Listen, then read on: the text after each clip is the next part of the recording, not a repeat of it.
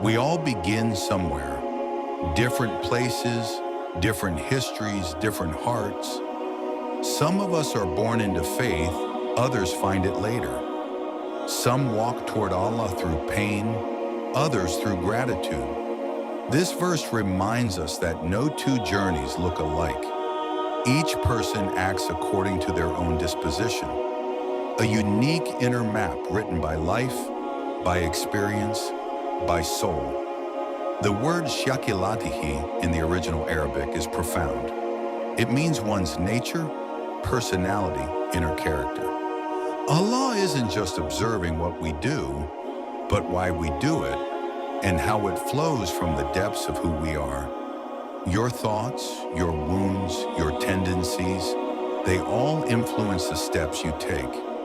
So the beginning of every real journey is self-awareness. Before guidance comes alignment. Before transformation comes truth. You cannot walk toward Allah using someone else's shoes. You must first understand your own steps, your own tendencies, your own rhythm.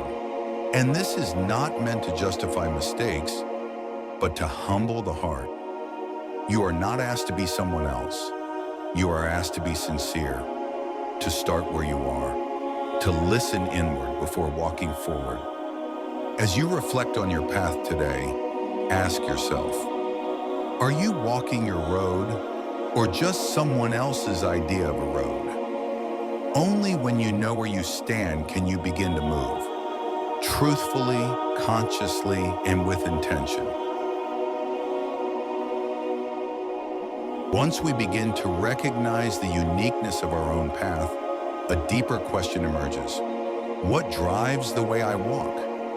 Every action we take, every prayer, every choice, every silence is rooted in something within us. This is the realm of niyyah, intention. And in this verse, Allah isn't just speaking of visible actions. He's pointing to the disposition that fuels them, the mindset, the desire, the internal compass. Here's the truth. Two people can do the same outward deed, but one is accepted and the other is not, because of the heart behind it. This forces us to confront a quiet but essential question. What do I really want? Do I seek closeness to Allah or approval from others? Do I pursue truth or comfort? Am I walking a path of sincerity or just performing what looks religious on the outside? The soul is complex. It can disguise ego as piety, fear as wisdom, pride as passion. That's why this verse is a mirror. Allah is telling us, I know what's really inside. I know who is truly guided, not just who appears to be. This isn't a threat, it's a relief. Because we are often misunderstood by people, judged by our actions without context. But Allah sees our disposition, not just our behavior. He understands the full picture. He knows the wounds behind your delay, the courage behind your small steps. So in this phase, we shift from walking blindly to walking honestly, with ourselves and with our Creator. Sincerity sounds beautiful until life tests it. What we believe, what we intend, and what we truly carry in our hearts are not always obvious in moments of calm. They emerge in moments of pressure, when things go wrong, when people disappoint you, when you're faced with silence from the heavens and still expected to keep walking. This is the hidden power of trials. They don't just shake us, they expose us. Allah says that everyone acts according to their disposition. That inner state you hold, sometimes even unconsciously, will surface when things get hard.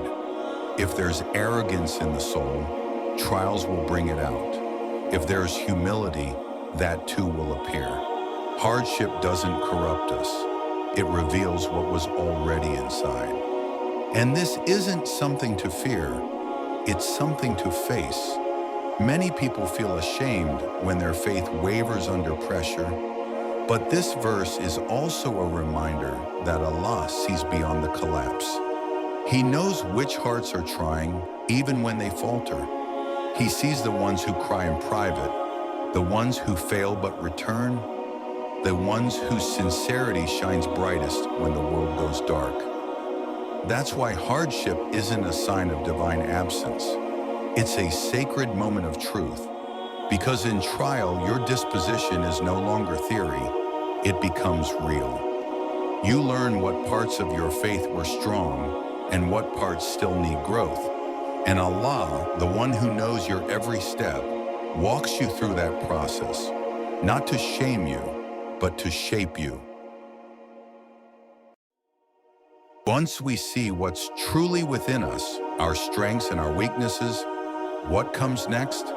The verse reminds us, your Lord knows best who is rightly guided. This is both a reassurance and a redirection.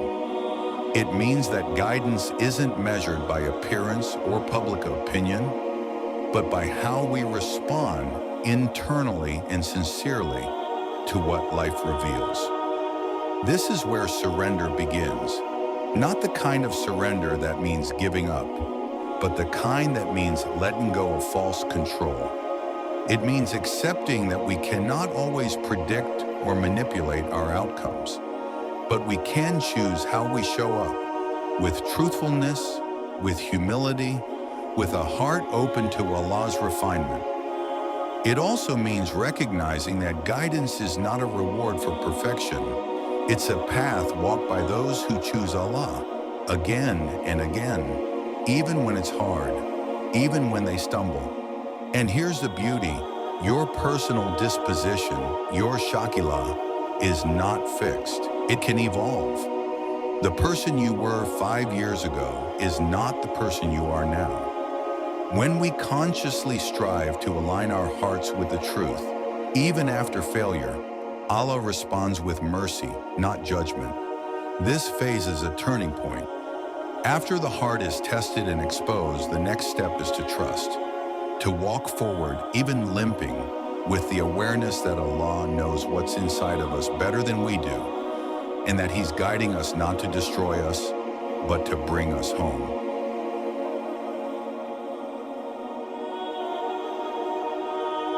By now, the verse has taken us deep, from facing who we are, to discovering how trials expose our truths, to learning what it means to surrender. But there is one more step. It's to actually walk forward. Not someone else's path, yours, because everyone acts according to their own disposition. That phrase doesn't just describe reality, it dignifies it. It tells us, your journey matters, even if it doesn't look like anyone else's. Allah doesn't compare you to others. He compares you to you. This is powerful. In a world obsessed with measuring success by others' standards, this verse frees us. It reminds us, you are not behind. You are on a path designed specifically for your soul's growth. Your questions, your wounds, your turns, and even your delays, they're all seen. They're all sacred. But this path isn't passive.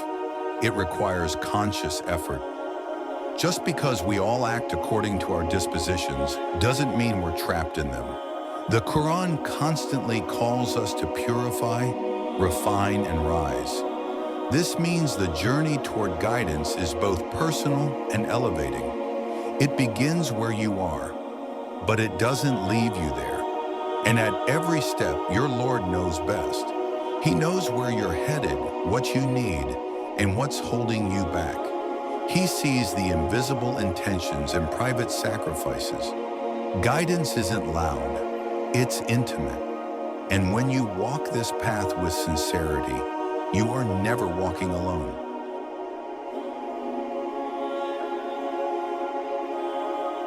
Every soul walks a path, unique, winding, and sometimes lonely, but none of it is wasted. None of it is hidden. Allah says, your Lord knows best who is rightly guided.